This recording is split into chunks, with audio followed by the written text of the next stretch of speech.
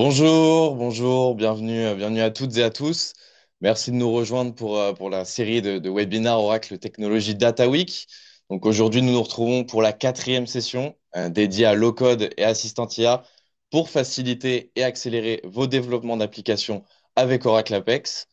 Donc je suis Ronan Fertile, chef de projet marketing chez Oracle France. Et voilà, je suis ravi de vous accompagner sur cette session ce matin. Avant de rentrer dans le cœur du contenu, avant de rentrer dans cette session, je souhaite vous rappeler que vous avez à disposition des formations sur Oracle University, donc qui vous permettent de monter en compétences sur les sujets du data management ou de nos offres cloud. Et également, une autre proposition pour vous ce matin, nous vous proposons de rejoindre notre groupe LinkedIn Objectif Cloud Oracle, donc une communauté qui compte maintenant plus de 1000 membres. Donc ce groupe vous permet de recevoir l'actualité de nos technologies, de suivre le programme de nos prochains événements et d'accéder au replay donc, de cette série la Data Week notamment, et bien évidemment de poser vos questions à nos experts. Donc, il est possible d'accéder aux formations et au groupe LinkedIn en scannant les QR codes qui sont affichés à l'écran ou en cliquant directement sur les liens qui vous sont partagés dans le chat. Revenons maintenant sur le programme de cette semaine, de cette Oracle Technology Data Week. Donc mardi, nous avons commencé donc, cette série avec la première session centrée sur la base de données 23i. Mercredi, nous nous sommes concentrés donc, plus sur des sujets multi-cloud, donc avec les accords stratégiques, avec les hyperscalers et voir comment exploiter vos bases de données Oracle, donc quels que soient vos fournisseurs cloud. Hier, nous n'avions pas traité ce sujet depuis un moment, mais nous sommes revenus sur tout ce qui est analytique et voir comment l'IA est embarquée dans l'analytique pour prendre des décisions qui sont optimisées. Et on a eu également un témoignage de la SNCF. Et aujourd'hui, donc aujourd'hui pour cette quatrième session, pour cette dernière session de la Data Week, donc on termine cette série avec une session orientée sur Oracle Apex, donc qui est un environnement de développement low-code et qui vous permet de mettre en place voilà, des applications de manière très simple. Donc il est temps de rentrer dans le concret de cette troisième session. Donc je rappelle la thématique de la session pour ceux qui viennent de nous rejoindre juste à l'instant.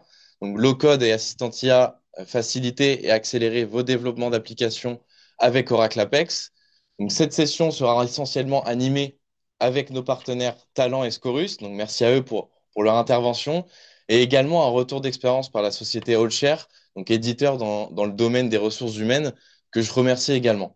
Donc, les intervenants sont à votre disposition durant la prochaine heure. Donc, n'hésitez pas à utiliser le bouton Q&R de Zoom qui est en bas de votre écran pour nous faire parvenir vos questions, vos doutes ou vos réactions. Donc voilà, la slide du Safe Harbor qui atteste que les contenus qui seront traités aujourd'hui n'ont pas valeur de contrat. Et je vais vous présenter les intervenants avec nous ce matin. Donc Pierre-Louis Giraud, Product Leader chez Allshare, Louis Moreau, Senior Oracle Aplex, développeur chez Talent, Aurélien Dean, manager IT chez Scorus, Cléa Déduit, consultante technique Apex chez Scorus, et Nicolas Torel, Cloud Data Platform Leader France chez Oracle.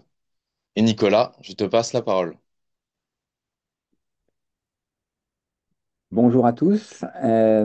Ravi de faire la première partie de cette session avec vous. Oui, Apex, un grand sujet, une histoire très ancienne chez Oracle, puisque Apex c'est un moteur de développement intégré à la base de données depuis de très nombreuses versions chez Oracle, dans le moteur Oracle. Euh, mais première chose, pour définir un peu ce qui va nous occuper pendant cette heure, pourquoi le low-code et comment on le définit? C'est une tendance du marché qui est très forte. Euh, L'idée, c'est pour le business, c'est d'être capable de proposer au business des solutions qui sont rapides à implémenter, facile à apprendre, et c'est ce qu'on va regarder et voir avec les partenaires et clients qui vont intervenir juste après. L'idée en faisant ça, c'est exactement la même proposition que sur les couches data d'Oracle, notamment avec la partie Autonomous, c'est de libérer les acteurs IT des tâches à faible valeur ajoutée pour se concentrer sur ce qui a le plus de valeur, être plus proche des métiers et passer moins de temps, dans le cas d'Apex, à développer des dizaines de lignes de code ou dans le cadre de la base de données, à faire de la maintenance, du patching ou ce genre de choses.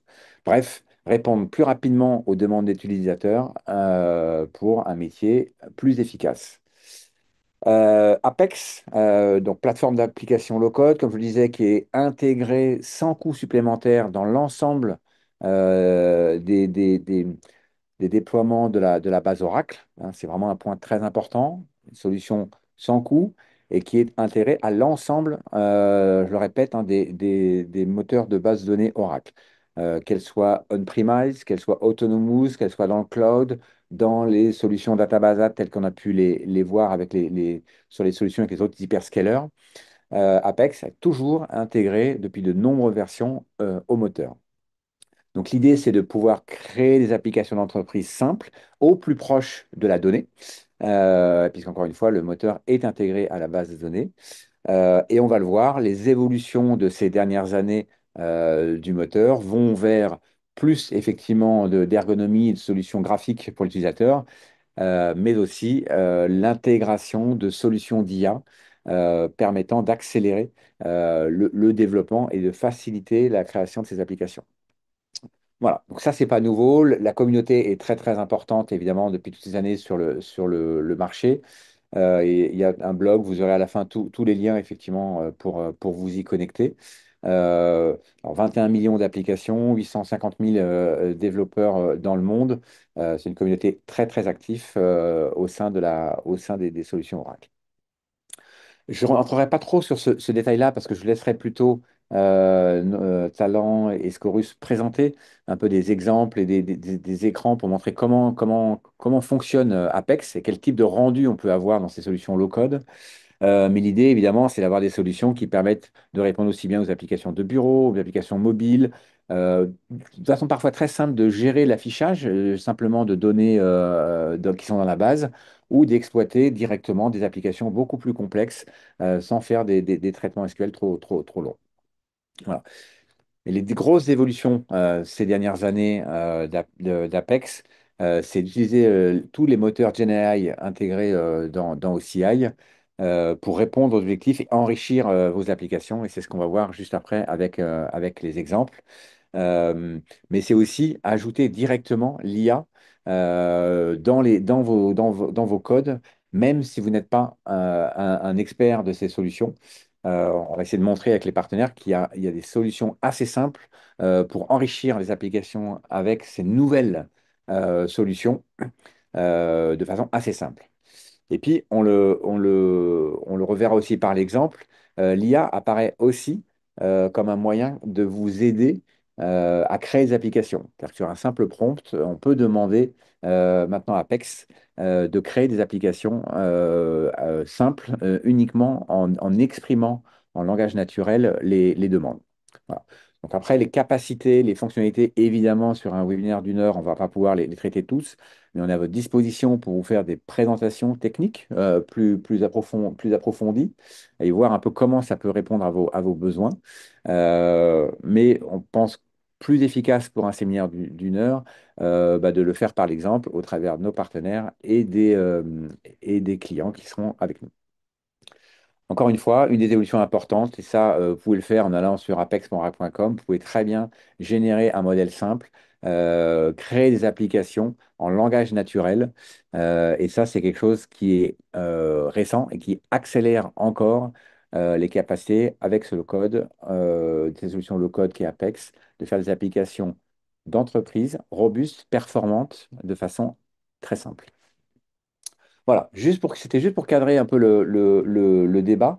Mais sans plus attendre, je vais laisser la parole à Louis Moreau et à Pierre-Louis Giraud qui vont nous parler un peu d'expérience projet réalisée avec Allshare par la société Talent. Louis, je te laisse reprendre la main. Oui, merci Nicolas. Je vais partager hop, mon écran. Parfait, donc merci à tous. Merci de vous joindre en nombre à ce webinaire.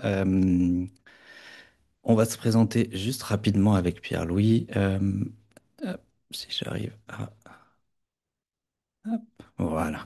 Donc moi je m'appelle Louis Moreau, je suis spécialiste Oracle Apex chez Talent. Anciennement, vous nous connaissiez probablement sous le nom d'Insoom. On est une société qui fait du développement Apex depuis plus de 20 ans. Donc comme le disait Nicolas, c'est une technologie qui existe depuis 26 ans en réalité. Et donc qui est assez ancienne, mais qui continue de se moderniser. Voilà. Et vous avez mon email si vous voulez me joindre. Pierre-Louis, je te laisse te présenter.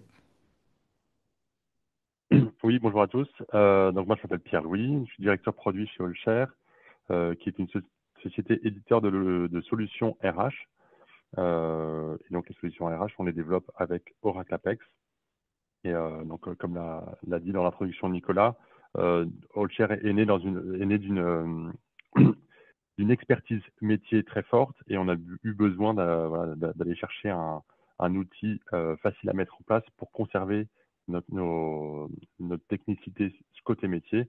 Donc c'est pour ça qu'on s'est tourné vers Oracle Apex il y a presque 20 ans euh, et on en est toujours content.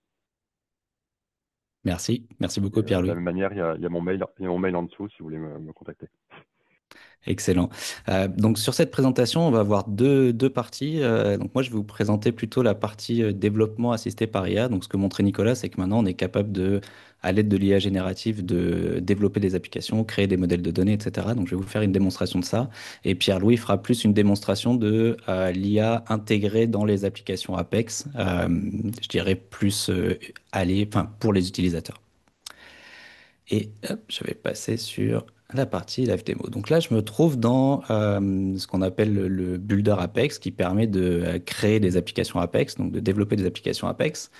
Et le premier cas d'usage que je voulais vous montrer, c'est effectivement la génération d'un modèle de données. Donc depuis quelques années, comme l'a dit très justement Nicolas, on a la possibilité de configurer des services d'intelligence artificielle au niveau du builder. Et donc, on va déterminer et créer ces services d'intelligence artificielle. Actuellement, j'utilise le OCI Generative AI. Et en utilisant ça, ça nous ouvre plusieurs possibilités au niveau du builder. La première possibilité, ça va être de créer un modèle de données directement à partir de l'intelligence artificielle générative. Donc, quand on clique sur ce bouton ici, on va avoir un chatbot qui va nous proposer de décrire un modèle de données. Je vais vous montrer ce que ça donne. Je vais prendre juste hop, une partie que j'ai déjà préparée à cet effet. Et voilà. Et donc, je vais lui demander création d'étape suivante, donc utilisateur avec une liste de champs, projet avec une liste de champs, tâche avec une liste de champs. Je vais lui demander de générer ça au format Quick SQL. Je vais vous expliquer pourquoi ensuite. Et donc, il me génère donc une syntaxe qui est une syntaxe low code en fait qui existait avant l'IA générative, on va dire, et qui permet de décrire un modèle de données. Et vous avez vu qu'avec ce simple prompt, il m'a déjà créer un certain nombre de structures. Et il me propose également de raffiner ça et d'avoir différentes améliorations. Est-ce que je veux ajouter des contraintes? Est-ce que je veux créer des tables supplémentaires, etc. Donc il va vous inciter également et vous faire des propositions. Je vais y aller là-dessus, je vais faire examiner Quick SQL. Et ce que j'aime bien avec cet outil, c'est qu'en fait, il vous permet d'avoir une approche un petit peu low-code de la génération d'un modèle de données. Et donc, c'est une syntaxe assez simple qui vous permet de rajouter des champs. Et donc, vous voyez directement le modèle de données qui s'affiche à côté. Vous pouvez même directement voir un diagramme de données avec les liens entre les tables, etc. Et donc, c'est assez simple si, par exemple, je veux que pour les utilisateurs, par exemple, pouvoir également stocker un numéro de téléphone, et ben, je peux directement lui donner ces éléments et il va me générer directement le script SQL qui convient. Ce que je peux faire ensuite, c'est faire vérifier, donner un nom à ce script et l'exécuter pour créer mon modèle de données.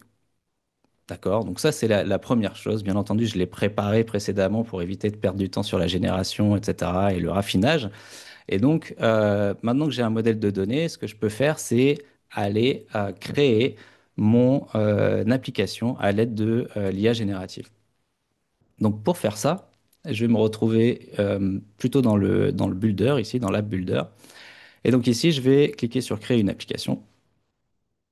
Et vous voyez que vous avez plusieurs options. Je peux la créer directement avec d'un assistant, etc. Et je peux aussi créer directement une application à l'aide de l'intelligence artificielle générative. Quand je clique là-dessus, je me retrouve encore une fois sur un deuxième assistant qui va me permettre de créer une application et il me demande de décrire cette application. Et donc, à partir des informations que j'avais précédemment, je vais faire exactement la même chose. Donc, je vais avoir un prompt qui va me permettre, encore une fois, hop,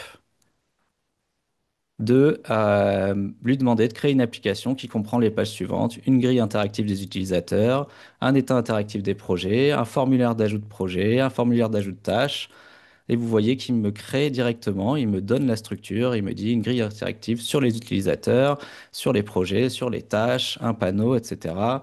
Je vais lui dire ajoute un dashboard à des tâches en cours. Et il va avoir la possibilité de me rajouter des tâches et on va pouvoir raffiner donc la création de cette application directement au niveau ici. Et donc j'ai mon tableau de bord ici avec les tâches en cours. Donc vous pouvez itérer, rajouter des éléments, rajouter des pages, modifier, etc. Et une fois qu'on a fait ça, on va pouvoir cliquer sur créer une application. Je vais cliquer ici et donc j'ai la structure de mon application telle qu'elle a été décrite dans le chat avec un nom, avec une liste de pages potentielles et là je peux agir, c'est-à-dire que je peux modifier et choisir de changer par exemple un état des projets ou changer, rajouter une page, en supprimer, etc. Ajouter ou désactiver certaines fonctionnalités particulières d'Apex. Je vais y aller avec ça parce que je voudrais ensuite montrer un certain nombre de choses.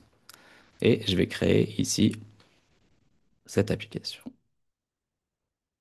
Donc ce que j'ai fait précédemment, avant le début de ce webinaire, c'est que j'ai créé le modèle de données, bien entendu, et j'ai rajouté un petit peu de données à l'intérieur pour qu'on ait une application où on ait déjà un certain nombre de choses et visuellement on puisse avoir des choses à voir pendant cette démonstration.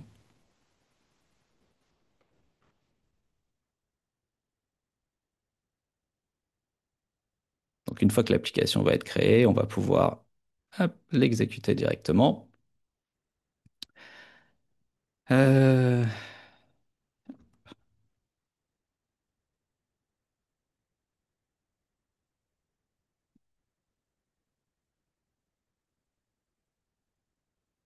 Et donc, je me retrouve avec une application qui est déjà fonctionnelle, avec une liste d'utilisateurs ici, avec bien entendu les attributs que je lui avais demandé dans le modèle de données, une liste des projets avec un formulaire d'édition de ces projets. Je vais avoir également une liste de tâches en cours, organisées par responsable. En fait, j'ai tout un tas de choses qui ont déjà été créées pour moi et qui me permettent de commencer à travailler. Et on l'a vu en quelques minutes, on peut se retrouver avec une application fonctionnelle qu'on peut mettre à disposition des utilisateurs. Deux petites choses que je voudrais vous montrer également. Quand on va aller ensuite, bien entendu, l'IA va nous générer une certaine structure, mais on va vouloir aller rajouter des choses. Par exemple, sur cet état-là, j'aimerais bien pouvoir voir le nombre de tâches qui sont associées à chaque projet. Et donc pour faire ça, donc dans la page, on va pouvoir aller directement sur le projet.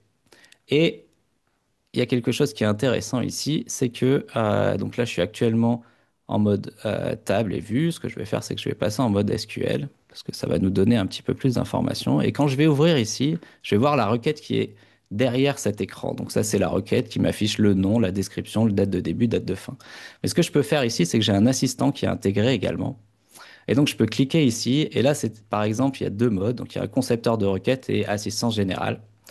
Et là, je peux tout simplement lui demander, je voudrais voir le nombre de tâches associées hop, à chaque projet.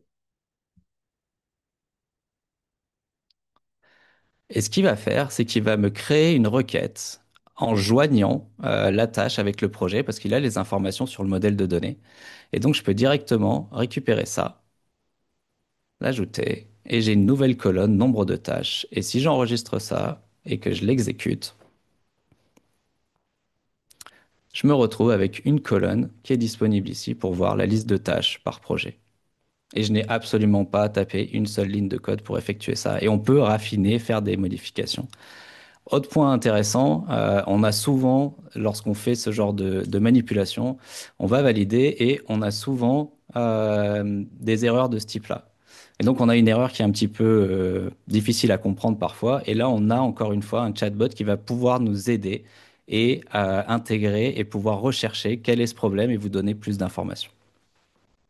Donc voilà un petit peu tout ce qu'on peut faire avec l'intelligence artificielle générative directement dans le Builder. Maintenant, je vais laisser la main à Pierre-Louis qui va plutôt nous parler de comment est-ce qu'on l'intègre dans les applications.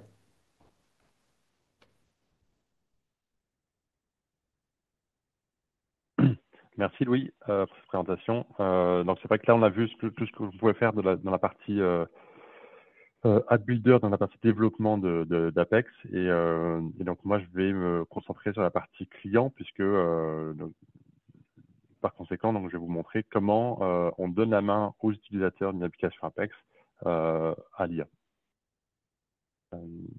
Donc je l'ai dit en introduction, hein, Allshare c'est une entreprise qui crée qui fournit une solution SaaS à nos clients. Là, on a des clients surtout des clients de grands comptes, donc avec beaucoup de salariés, et on leur permet de leur apporter une expertise métier à l'aide d'un outil simple, donc Apex, qui leur permet de transformer des données complexes en décisions claires et fiables.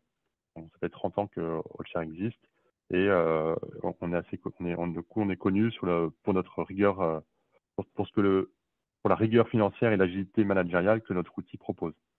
Donc, notre outil permet de simuler, analyser et impliquer les managers qui utilisent l'application. Et à l'aide d'Apex, on permet de fournir une application qui est robuste, qui intègre facilement des API. Et donc là, on va vous montrer comment on y a intégré l'IA de manière déclarative et de manière aussi simple que celle que Louis vous a montré jusqu'à présent. Donc là, c'est un premier tableau de bord voilà, qui explique un peu ce que fait notre application. Donc, on récupère simplement les données de paye donc via API ou via fichier plat via les prestataires de paye de nos clients. Et là, je ne sais pas s'il y a une vidéo, Louis. Voilà, donc on reconnaît hein, la structure d'une application Apex assez simple. Donc, on permet simplement de visualiser les données avec une valeur ajoutée, donc du tableau de bord, avec la liste de salariés, leurs salaires, leurs affectations stratégiques. Et donc, avec toutes ces pages dans l'application, on permet aux utilisateurs de piloter leurs effectifs et leur masse salariale.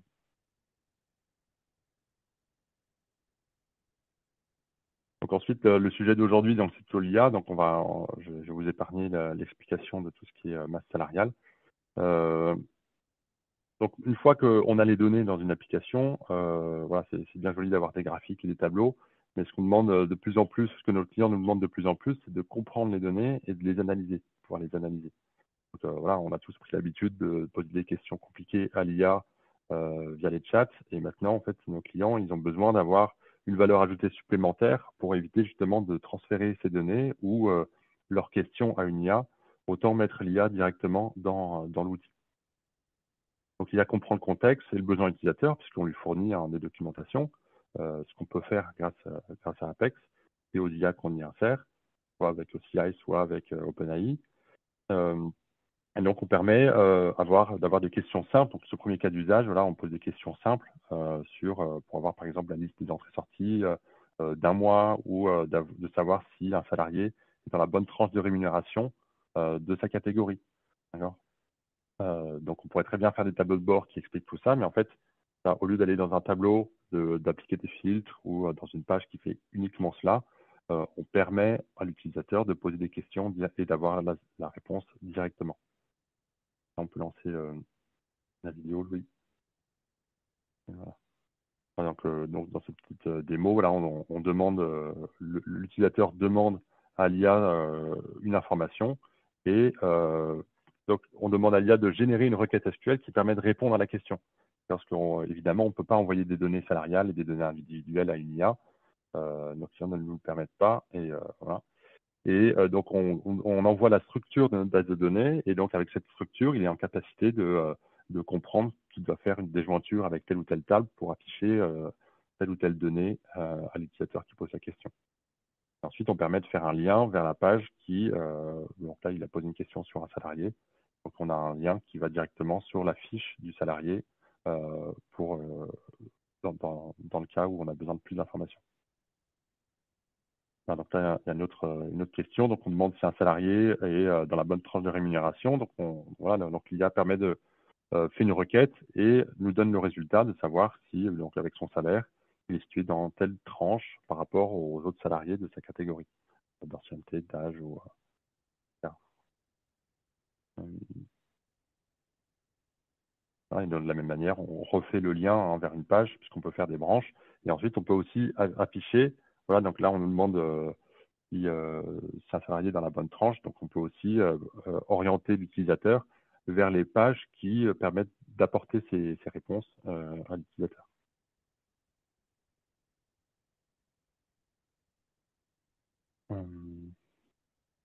Ensuite, un autre besoin que nos utilisateurs peuvent avoir de l'IA, c'est la possibilité donc, de générer des analyses un peu plus poussées.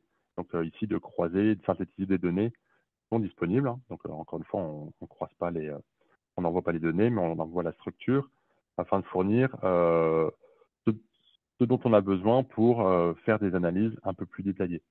Donc, typiquement ici, on a une analyse qui est assez poussée sur les index d'égalité homme-femme, d'égalité salariale, qui donne un score. Et donc là, on va récupérer en fait tout un tas d'indicateurs qui sont assez complexes à calculer et qui nous permettent d'avoir des notes et de savoir si on est dans les clous sur ces indicateurs-là.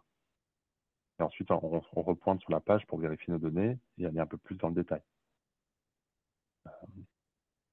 Donc l'IA apporte ici voilà, donc, de la pertinence et aussi des recommandations, parce que savoir qu'un salarié n'est pas dans la bonne tranche de rémunération, c'est une bonne chose.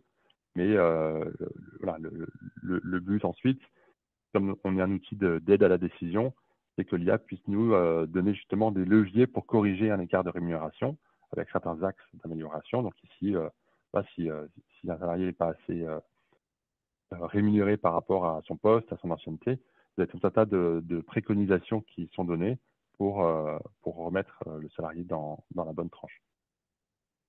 Voilà, donc là, c'est une nouvelle façon peut de consommer les données RH de manière conversationnelle et exploitable plutôt que uniquement à travers des tableaux de bord un peu moins humains.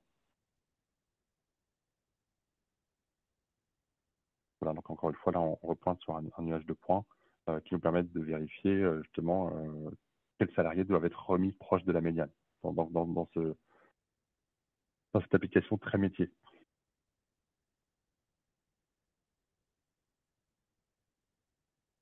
Et donc un dernier cas d'usage qui reprend un peu même le même domaine, c'est donc on a permis aux utilisateurs de demander une génération de rapports à la demande. On utilise des exports de certaines données dans notre application et donc voilà, de la même manière qu'on aurait pu mettre un bouton, finalement là il génère un rapport avec des informations qui arrivent à coupler entre ce qui est généré dans les applications en SQL et l'utilisation d'un outil de création de rapports. Donc voilà, on pouvait utiliser BI Publisher et maintenant Doc Générateur de OCI. Et de cette manière-là, on peut générer des PDF. Et avec l'IA, on va un peu plus loin puisque cette génération est plus rapide et dépend est très proche des données et de la structure et du contexte de l'entreprise. Et donc tout ça, c'est possible. Voilà, d'utiliser l'IA, c'est possible uniquement si les données et si l'utilisateur reste en sécurité lors de l'utilisation de l'IA. C'est vraiment ce qui est fondamental lorsqu'on utilise des données sensibles et même des données personnelles, parce que voilà, il y a des réglementations. Et donc, inciter sur la qualité et la fiabilité des données. Voilà, chez Allshare, on est certifié ISO 27001. Donc, on s'assure que toute donnée utilisée par le modèle IA soit bien contrôlée. Donc, on a tout le contrôle d'accès, des audits, des audits d'utilisation de l'IA. Évidemment, il y a du chiffrement, il y a des tests d'intrusion. Voilà, et donc, l'IA ne traite jamais directement les données utilisateurs et les données ne sortent jamais du data center ou même de OCI. Et l'utilisation que Oracle a de l'IA dans Apex est la même. C'est-à-dire qu'il connaît la structure, mais les données ne sont pas utilisées. Ça permet d'avoir une confiance renforcée voilà, pour nos clients. Et voilà, et un peu au bout.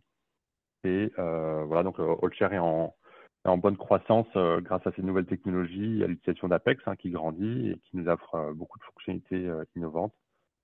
Et donc, on s'efforce de renforcer nos équipes pour innover. Merci beaucoup, Pierre-Louis. Merci à tous et je vais laisser la parole à Aurélien Dine et Cléa Deduy. Merci Louis. Alors je vais prendre la main.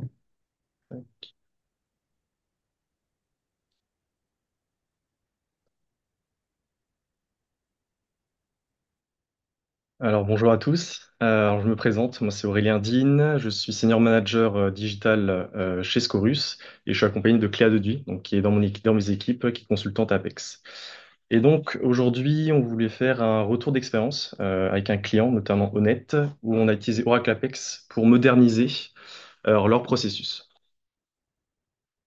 Alors, pour ceux qui connaissent pas Honnête, donc Honnête est plutôt connu sur la partie propreté, mais ils ont également une branche où ils fournissent des services aéroportuaires. Et c'est justement avec cette branche-là qu'on a travaillé. Donc, ils ont un contrat avec Air France où ils vont gérer tout le rapatriement des bagages en transit. Donc, pour vous donner quelques chiffres, on est à peu près à 40 000 flux de bagages par jour. Et bien sûr, ça augmente pendant les périodes estivales. Juste pour expliquer un peu le processus, donc il y a trois niveaux. Le premier niveau, ça va être le rapatriement des bagages. Donc ça va être le point d'entrée de tout, où ils vont aller chercher les bagages pour les emmener dans des infrastructures de tri. Une fois que ces bagages sont dans les tri, ils sont sécurisés pour ensuite être livrés sur les vols qui repartent. Et donc là, aujourd'hui, on va faire un focus sur la partie rapatriement. Donc je vais vous expliquer un peu le process, un peu dans le détail. Donc, tout part de ce qu'on appelle des régulateurs. Donc, ça va être les chefs d'équipe qui auront une vision sur l'ensemble des vols qui atterrissent sur Charles de Gaulle.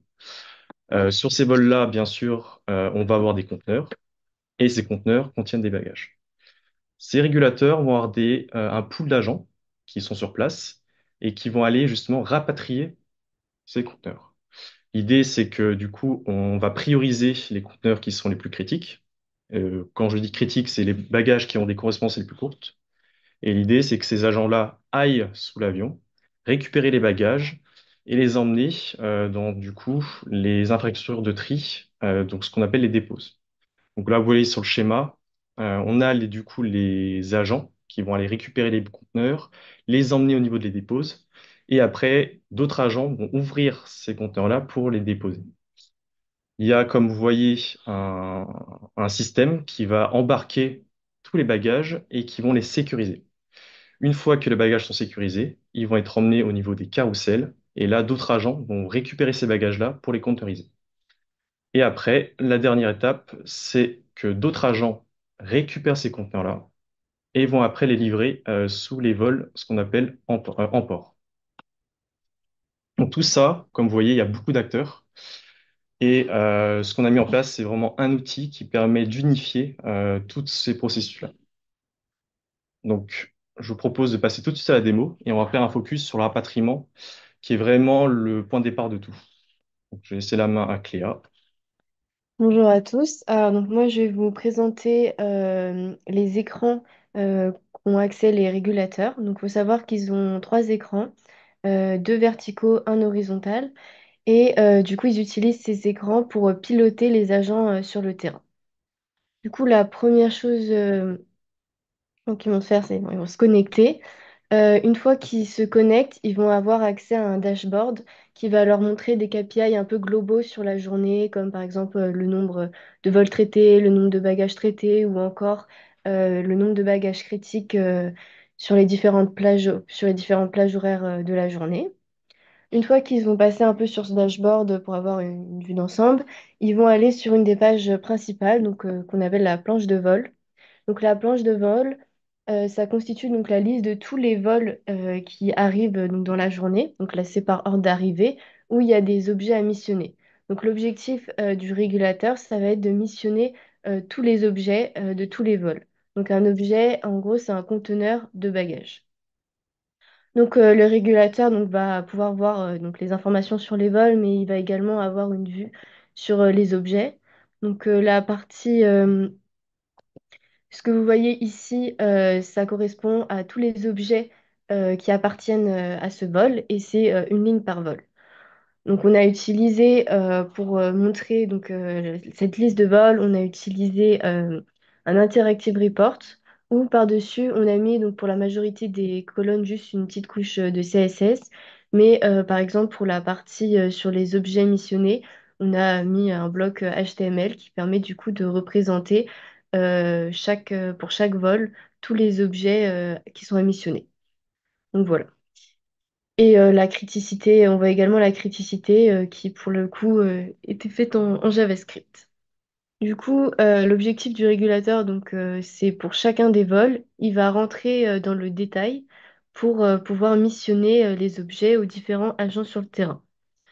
Donc, pour rentrer dans le détail, il va sélectionner une ligne.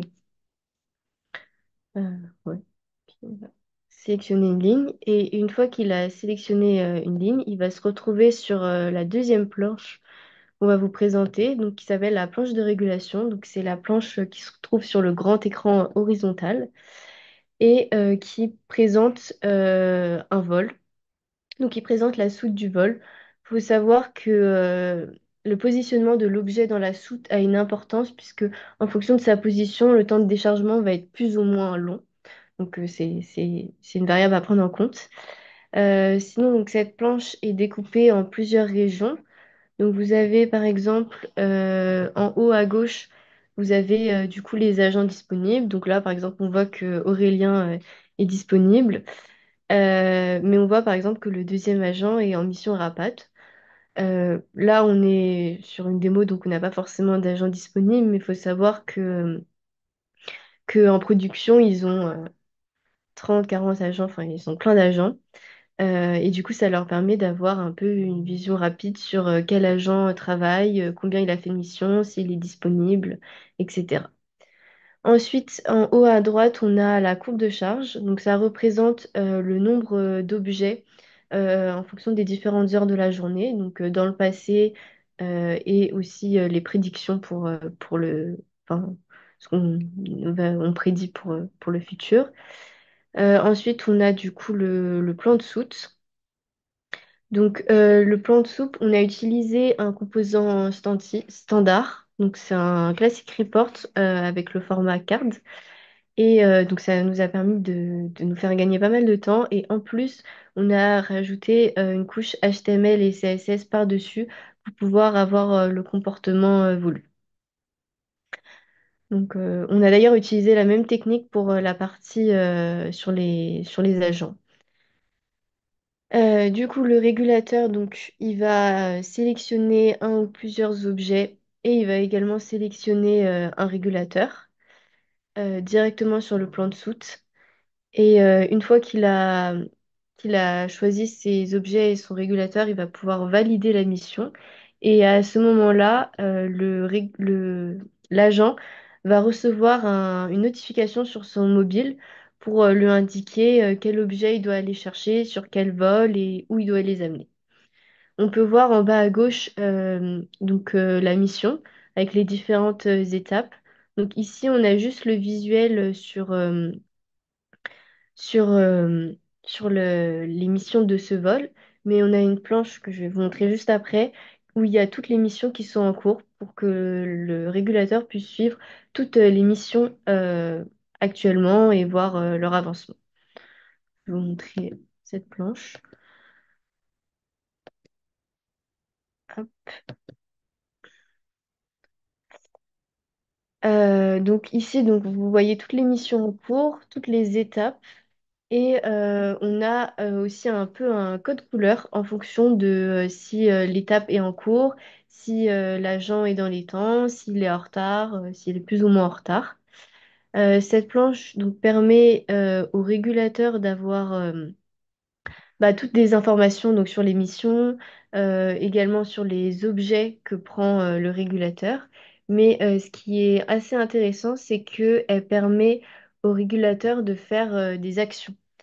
Faut savoir que normalement, c'est à l'agent de jalonner. Donc, chaque étape, quand il a terminé l'étape sur le mobile, il va indiquer qu'il a terminé l'étape. Mais si par exemple il y a un problème de connexion, eh bien le régulateur peut jalonner à sa place pour dire que l'agent a terminé l'étape. En plus de ça, le régulateur il va pouvoir annuler la mission ou il peut aussi envoyer un message à l'agent pour avoir un peu plus d'informations sur bah, où il en est dans sa mission.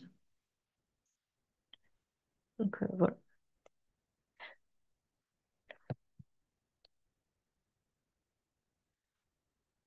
Hop. Et du coup, donc, voilà. Il a accès il a plusieurs actions et après tout s'actualise en temps réel. Donc pour faire cette page et sur la page de régulation, on a utilisé un plugin. Ouais, je te laisse reprendre la suite. Merci Cléa pour la démo. Donc, comme vous pouvez le voir, hein, on peut aller quand même assez loin en termes de personnalisation avec Oracle Apex. Oracle Apex, ce qui est très bien, c'est de pouvoir utiliser les standards pour aller vite. Mais on peut également ajouter des couches CSS, HTML, JavaScript pour justement avoir des rendus un peu comme celui-là. Donc un peu pour la suite. Alors bien sûr, c'est un produit qui est voué à améliorer, qu'on améliore au jour le jour, hein, on reste très agile par rapport à ça. L'idée, c'est qu'aussi par la suite, on va commencer à automatiser de plus en plus de choses. Comme vous pouvez le voir, sur la création de missions, on reste encore manuel. L'idée, c'est que demain, cette création se fasse de manière plus automatisée. Et on va, bien sûr, c'est dans la roadmap, continuer à innover. Alors, on n'a pas parlé d'IA, mais justement, on a mis en place cette première brique avec des algorithmes pour justement avoir de la donnée pour ensuite commencer à faire du machine learning pour ajouter de l'IA par la suite. Donc voilà, j'espère que la présentation vous a plu. Et du coup, je vais passer la main à Nicolas. Merci Aurélien, merci Cléa. Euh, hop, merci, merci à vous. C'est toujours très enrichissant côté Oracle de finalement laisser la parole à nos clients et à nos partenaires pour montrer l'utilisation réelle des solutions. Donc merci à vous. En quelques minutes de synthèse, effectivement, l'offre Apex évolue beaucoup. Elle est ancienne. Ce qu'on a vu aujourd'hui, c'est des types d'applications finalement qui sont cœur de métier pour Honnête ou pour Allshare. Et ça, c'est évidemment un élément très important. Et comme le disait Aurélien, bah, on peut effectivement démarrer simplement avec juste une interrogation simple de la base. C'est aussi la démonstration qu'a fait Louis. Et puis après, aller au fur et à mesure vers des applications beaucoup plus riches, avec un peu plus évidemment de développement, tout en restant dans ce qu'on appelle du low-code. Donc ça, c'est un élément important.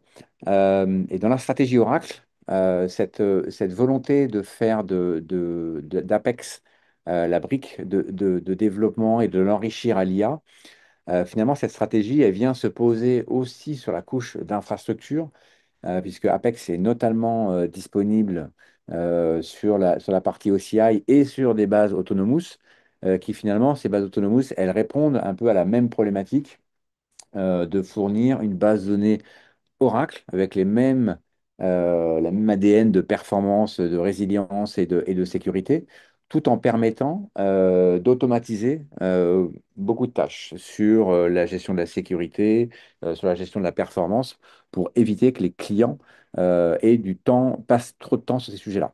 D'où c'est un peu ce combo gagnant, une partie d'infrastructure managée, enrichie à l'IA, notamment sur la partie tuning, et des applications finalement développés en low code, pareil, qui vont pouvoir être enrichis avec ces nouveaux agents.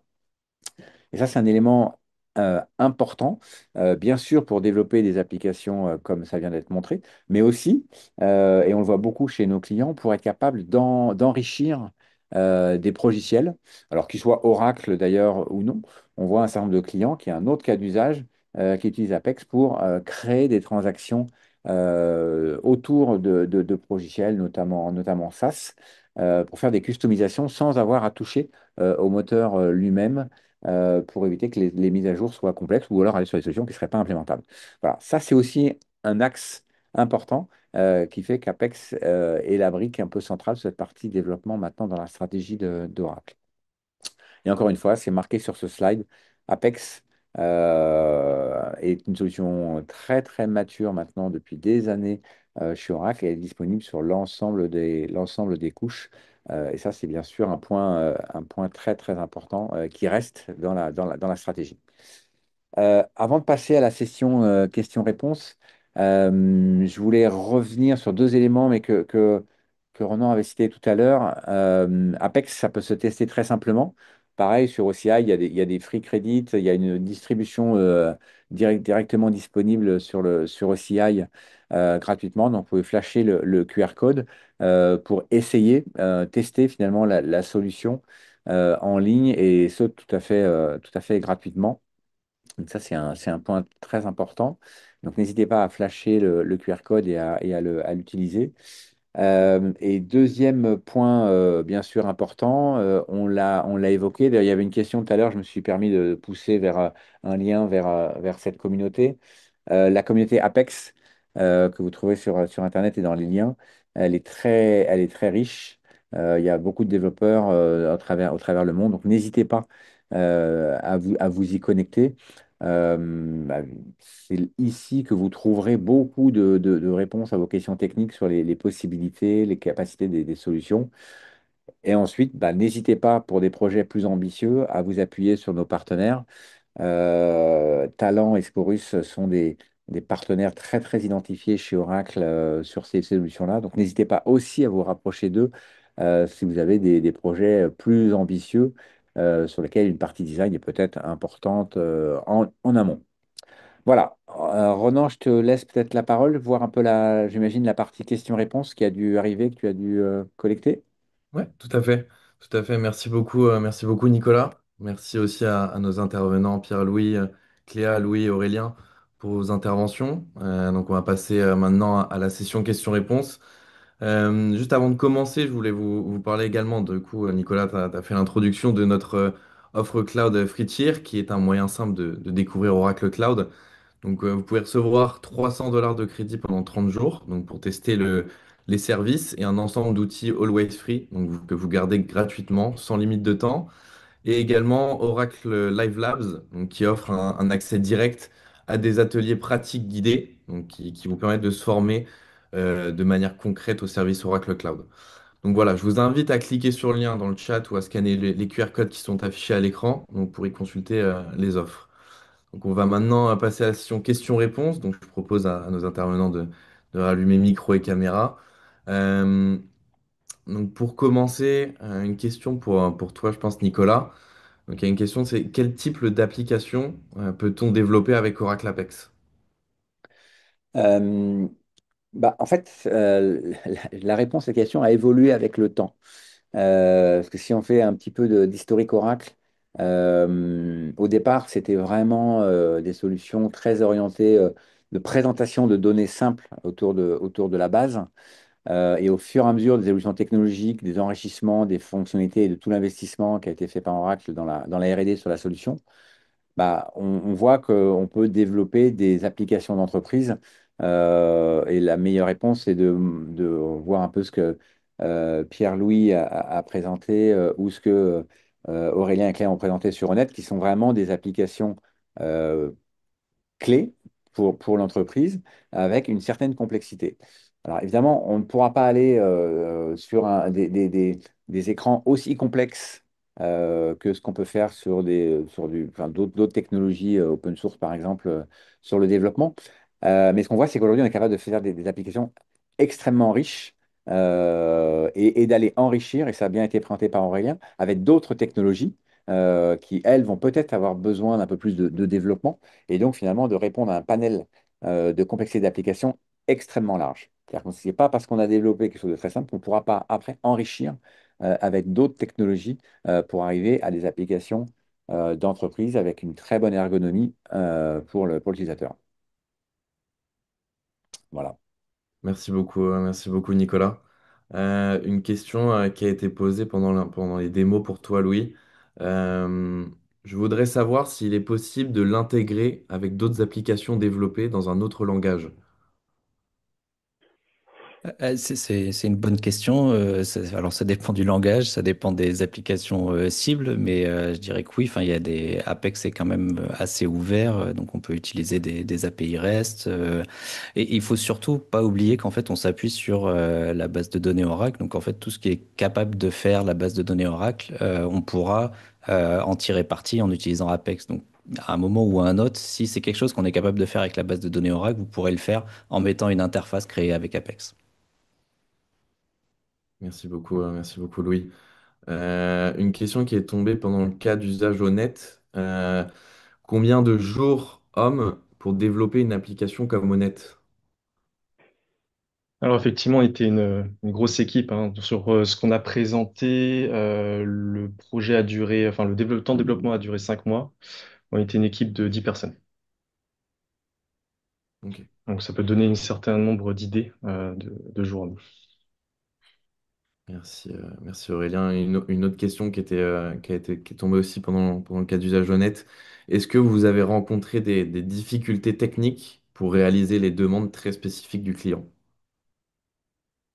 Alors effectivement, quand le client nous demande de faire des plans de soute, avec Apex, on était là, bon, bah, est-ce qu'on va réussir à le faire? Et en final, on se rend compte qu'en utilisant le standard plus la personnalisation, on peut vraiment aller loin.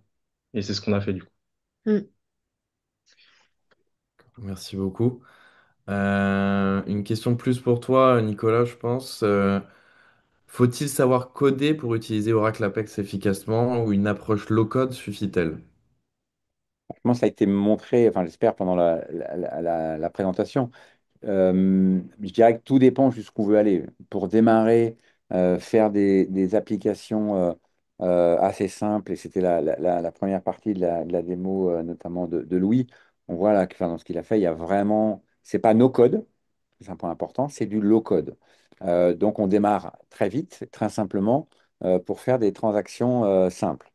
Ensuite, au fur et à mesure, et là, ça fait un peu la transition avec l'exemple du projet Honnête, par exemple, c'est qu'on peut être amené à faire des transactions plus importantes, où là, il y aura peut-être besoin d'un peu plus de compétences de développeurs.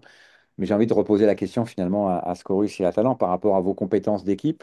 Est-ce que la montée en compétences de vos nouveaux collaborateurs, quel profil finalement ils ont, et à partir de quand ils peuvent commencer à développer par rapport à vos équipes?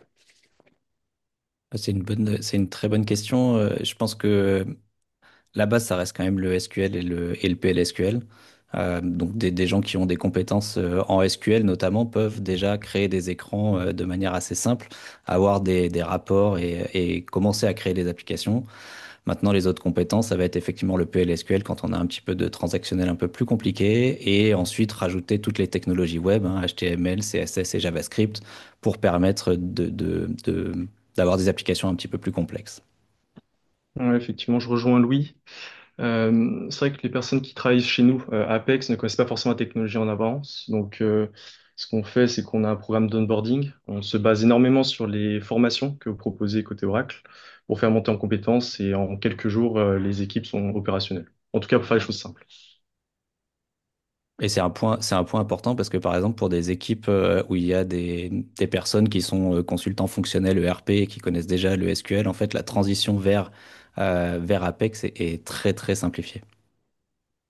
Ok, Merci. merci. Je vais faire la transition. Là, je vois une question intéressante. Voulais faire une première réponse et peut-être vous laisser la parole. Est-ce qu'on traite plutôt des données sur des bases de données relationnelles ou on est capable d'aller sur des données non structurées? Moi, j'ai envie de dire, première réponse, c'est encore une fois, le moteur Apex est intégré à la base Oracle. Mais la base Oracle, dans ses évolutions, qu'on appelle maintenant la Converge Database, elle est capable de gérer énormément de formats différents. Et donc, Apex va pouvoir aller s'appuyer sur tous les types de données que la base elle-même peut gérer.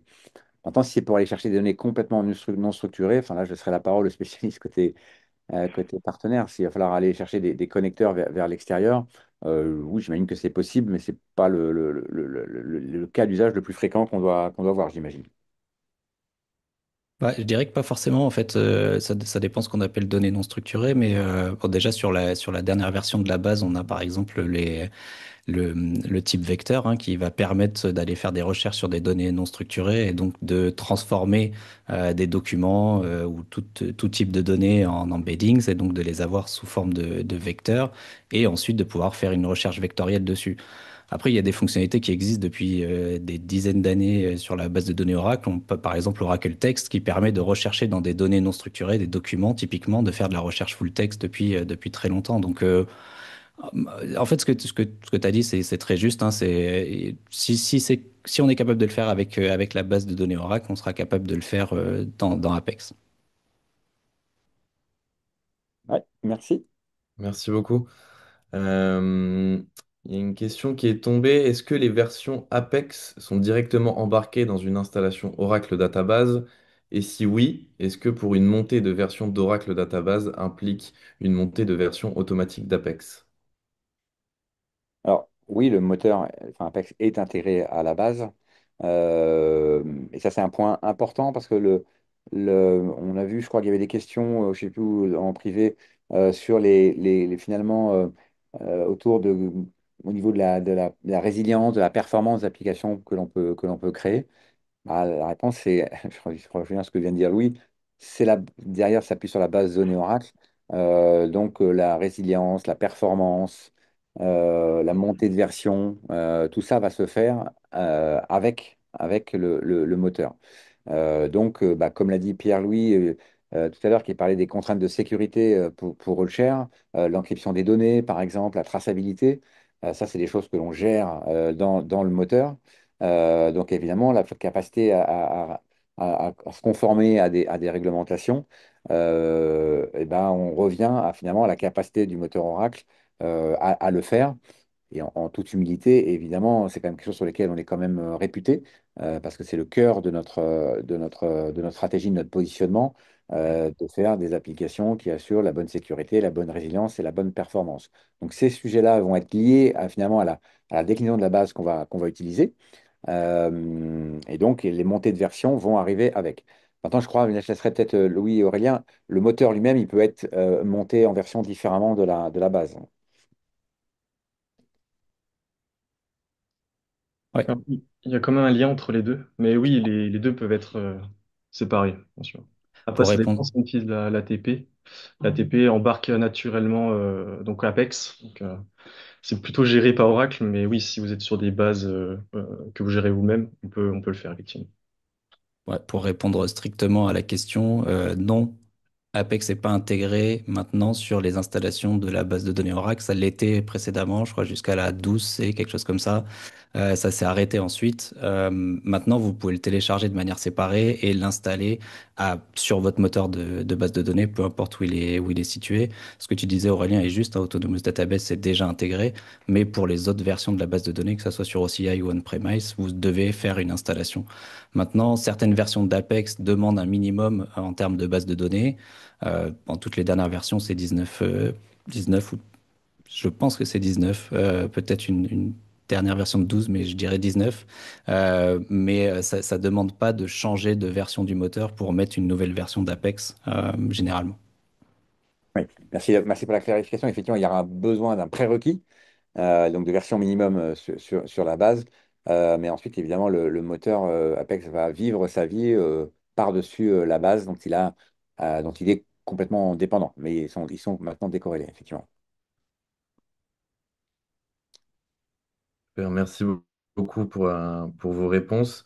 On a une question aussi. Dans mes développements avec Oracle Apex, j'utilise AOP pour les éditions. Y a-t-il un autre outil gratuit et simple pour les états, plus personnalisé?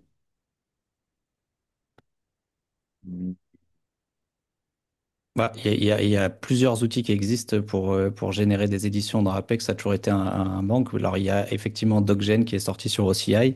Ça nécessite d'avoir un compte Oracle Cloud. Donc, c'est une syntaxe qui est relativement similaire à celle d'AOP. Maintenant, il y a des plugins qui existent qui permettent, par exemple, de faire de la génération sur des formats FOP, type Jasper Report, etc.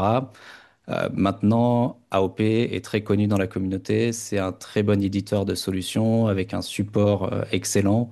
Donc, faut bien réfléchir à ce genre de changement également. Merci, Louis.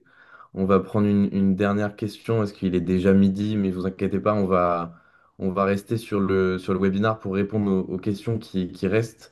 Mais on nous demande de nous expliquer d'expliquer le lien entre Apex et ORDS.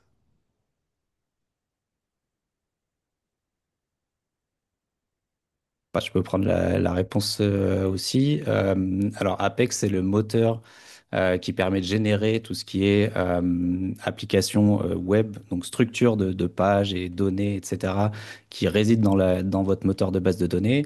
ORDS, c'est un outil qui s'appelle Oracle REST Data Service, qui est fourni par Oracle également et qui permet de faire globalement la transmission des demandes qui viennent d'un navigateur, donc qui sont des requêtes HTTP, vers une connexion à une base de données pour exécuter les différentes requêtes nécessaires et les différents process nécessaires pour générer le rendu de la page qui va être ensuite renvoyé par ORDS à votre navigateur. Donc c'est un point clé et en fait c'est une stack technique, hein, donc et vous avez systématiquement ORDS qui est entre vos utilisateurs et votre base de données. C'est lui qui fait la connexion à la base de données et c'est très important parce que ORDS vit, je dirais, de manière séparée d'Apex, donc on peut l'utiliser pour tout un tas d'autres choses mais on le met à jour également et c'est très très important, même parfois plus important que de mettre à jour Apex parce que c'est au niveau d'ORDS qu'on peut avoir des potentiels risques à un moment ou à un autre de sécurité. Donc n'hésitez pas à mettre à jour ORDS le plus fréquemment possible au fur et à mesure des sorties. Merci beaucoup, Louis. Juste un point, Merci pour je vois la l'ensemble. dernière question là, enfin, elle est importante, elle a été reposée, on l'a dit, mais je pense qu'il faut le redire. Sur la partie coût, licence, non, il n'y a pas de licence Apex, c'est pas une option de la base de données Oracle, hein, si on est on-premise pour prendre ce type de vocabulaire. C'est une fonctionnalité de la base Oracle sur l'ensemble des moteurs. Maintenant, si vous allez regarder sur OCI, vous allez voir qu'il y a des déclinaisons, notamment d'Automous, qui sont dédiées à Apex. Finalement, là, ce qui est le service, finalement, il embarque toute l'infrastructure et la partie, notamment base de données Autonomous, pour développer des applications. Mais encore une fois, la partie Apex, elle, quelle que soit sa déclinaison, n'a pas de coût de licence ou de service particulier. Merci, Nicolas. Merci pour l'ensemble de vos questions donc, sur cette session. Je propose aux intervenants de rester sur le webinaire pour répondre aux questions qui ont été posées. Merci encore à nos intervenants pour ces interventions sur cette session et petit rappel sur tous les contenus. Donc, tout sera disponible en replay dès la semaine prochaine. Donc, vous recevrez un email avec tous les liens sur les replays et puis sur notre groupe LinkedIn Objectif Cloud Oracle. Vous avez également accès à tous ces replays. Merci à vous tous qui étaient connectés aujourd'hui. N'hésitez pas à profiter justement de ces replays. Merci à tous, je vous souhaite une excellente journée et un excellent week-end. À bientôt, au revoir. Et à tous. Merci. Merci tout le monde.